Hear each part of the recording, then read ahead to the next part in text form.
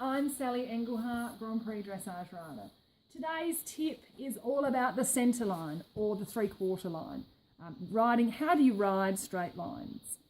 Well, first of all, you want to make sure you've got your power sorted. Is the horse moving off the leg effectively, in front of the leg? Do you have to do, make sure that you're using very little leg and that he's listening to that leg. Make sure that you've got your balance sorted out. You want the rider has to be centred and even over the top of the horse, and you want to make sure that your centre of gravity is going with the horse's centre of gravity. Be careful not to get yourself left behind at all. You want to make sure you've got a good connection. So, contact, make sure the contact is good, make sure the seat is even and really connected with the saddle. For your centre lines, you'll use your posture really with a lot of influence. It's the turn of the ribs that makes the centre line a success. The turn of your ribs too, as opposed to the horse. The horse's ribs actually don't bend all that much, but we get the impression that the horse is bending nicely, but often it's the rider's ribs that are doing all the work. And that's what you need. As a rider, you want to bear in mind that we're all a bit one-sided, and so to turn the ribs one way is often much easier or comes more naturally than to turn them the other. And so if you're going to take a centre line off of your short side, that's a big factor in why one will be easier. So the right might be easier than the left or vice versa.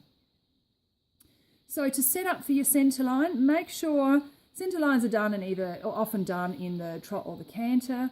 You want to make sure that if you're trotting, you want it to be engaged, and you want the horse to have plenty of activity and to be adjustable. There's no point in riding a centre line if the horse is being a plank, because you're just not going to get around that short side very effectively. You want to make sure the horse is supple so that so if he's coming down the long side, say, he has to be straight, and then he has to bend, and then he has to be straight again. So we want that suppleness as well. So you've set up for your centre line, nice and energetic, nice supple, balanced horse. You've got the trot just where you need it.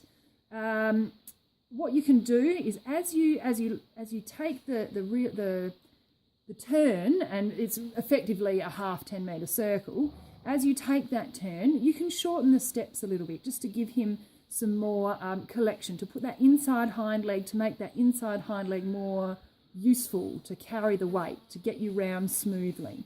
And then, of course, you've made your turn down the centre line, you've got all this energy caught in the hind leg, then you can let it go. So as you take that, just the step before you straighten, let the horse power a little bit. And that power gives you the straightness. It's kind of like speed, when you're getting bogged in the car, keeping the speed up. You want to use that inside hind leg to your advantage, power down the centre line. Once you're on the centre line, think about approaching it in shoulder four. So as you come off that circle, keep that tiny little shoulder four. Only enough to line up the outside legs. Pick an outside, so whatever, say you've taken the right turn to get onto the centre line, then your left legs are the legs that you line up, and that's what you take your shoulder four as. So keep the horse in shoulder four. The horse might wobble, but the shoulder four will solve that for you. You want to you've used the short side you've used the maximum amount of advantage from the short side. So you shorten the steps, power down after you've started taking your steps, stay in shoulder four. Once you're on the centre line, keep that power happening. The other thing you can do to practice, and you'll probably practice this better in training rather than actually in your competition, is that you can power for, say, 8 steps, and then back off for 8 steps, power for 8 steps, back off for 8 steps. And then you can do it for 6 and 6 as well. So use that power, backing off, power, backing off. And that's then giving your horse something to do on the centre line, so that neither of you get lost and start to wobble. Often you're riding a centre line with the aim of doing a halt for your dressage test. As you come into the halt, you want to, you've made your power, and then as you're preparing for the halt, you want to then shorten the steps. You've got all that power, shorten it up, and think more like the wither is coming up even lighter, and then sit still for your halt. Then to leave the halt, to take your, say you've just come in and you're about to start your test, to leave out of the halt, still think shoulder 4, still think power, and then as you come to the short side to make your turn, back that power off, shorten the step, make your turn, away you go. Things to avoid is overcorrecting on the centre line. If you feel the horse swinging or wobbling a little, be careful not to overcorrect with too much of the opposite leg, because then you'll have, you might want to correct a swing to the left with left leg. If you use too much, you'll get then swing to the right, and then before you know it, you've got a bit of a disaster on your hands. So be modest with your corrections, and if you've made if the horse has moved his bum either way, power out of that, go forward and straight.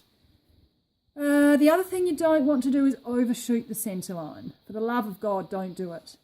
If you're practicing a test at home, get someone to film you. It doesn't take, you don't need to be a horse person to be able to film a centre line. And you'll get a really good feel for if you're overshooting your centre lines. If you think you might be, you can try and undershoot them, and then you can do a little leg yield to get back onto it. And that's a good way to get out of it if that's what happens in a test. If you come in too soon and you think, oh, the centre line's over there and I'm here, a little bit of a leg yield and you'll be, you can fudge these things, as long as it's not, forever. If you are practicing doing the centre line for the purpose of a test and you're practicing your halts, don't fiddle with them. The fastest way to ruin a halt is to fiddle, fiddle, fiddle. You get one correction in a halt, and if you can't get the halt right with your one correction, then you have to leave it. Fiddling with the halt will it will ruin it. So that gives you a whole heap of ideas on how to ride an effective centre line. If you are practicing your 3/4 lines, you would also use many of those ideas. So thanks for listening, and I'll see you next time. Don't forget to put your comments below, and we'll pick a question to answer in an upcoming video. I'll see you then.